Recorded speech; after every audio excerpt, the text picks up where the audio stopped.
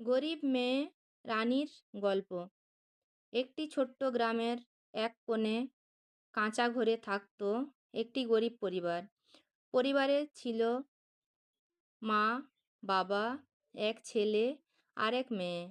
অভাব ছিল তাদের নিত্যসঙ্গী, কিন্তু ভালোবাসার কোনো অভাব ছিল না। বাবা দিনমজুরের কাজ করতেন, সারাদিন রোদে পুড়ে কাজ করে যা রোজগার করতেন তা দিয়েই কোনো রকমে সংসার চলতো। মা বাড়ির কাজ সামলাতেন আর সন্তানদের মানুষ করার স্বপ্ন দেখতেন। মেয়েটির নাম ছিল রানী।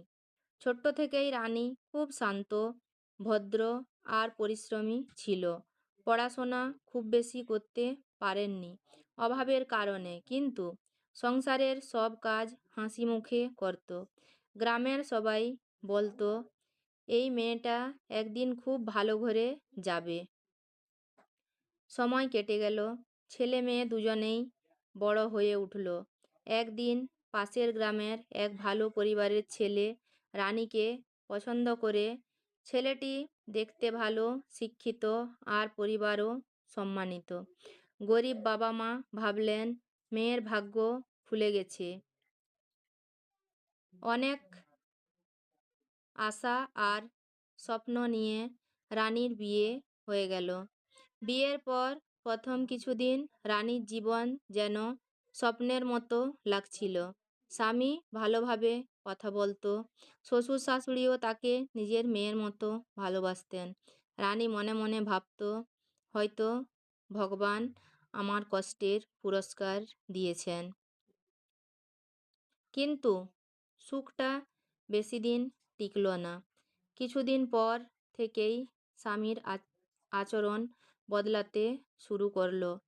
সে আগের মতো কথা বলতো না, অকারণে রাগ করত, রানীকে এড়িয়ে চলতো, ছোট ছোট বিষয় নিয়ে খারাপ ব্যবহার করত। রানী বুঝতে পারছিল না তার ভুল কোথায়। রাতে একা বসে বসে সে কাঁদত। নিজের মা বাবার কথা মনে পড়ত, কিন্তু তাদের দুশ্চিন্তা বাড়বে বলে কিছু বলতো না। শ্বশুর শাশুড়ির খুব ভালো মানুষ ছিলেন। তারা ছেলের আচরণের পরিবর্তন লক্ষ্য করলেন। তারা রানীকে সান্ত্বনা দিতেন, কিন্তু আসল কারণ কেউ জানত না। একদিন সাহস করে রানী তার স্বামীকে জিজ্ঞেস করল, তুমি আমার সাথে এমন ব্যবহার করছো কেন? আমি কি কোনো ভুল করেছি? ছেলেটা কিছুক্ষণ চুপ করে থাকলো, তারপর ঠান্ডা গলায় বলল, তোমার কোনো দোষ নেই, কিন্তু আমি অন্য একজনকে ভালোবাসি। বাড়ির চাপে পড়ে তোমাকে বিয়ে করেছি। এই কথাটা শুনে রানীর পৃথিবী যেন থেমে গেল। তার চোখ দিয়ে অঝরে জল পড়তে লাগলো।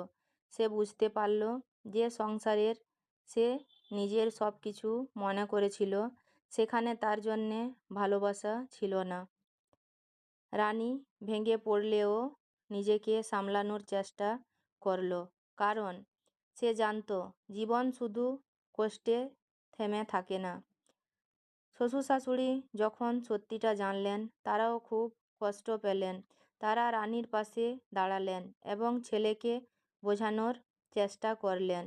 সেই দিন প্রথমবার রানী বুঝল, রক্তের সম্পর্ক না হলেও কিছু মানুষ সত্যি আপন হয়ে যায়।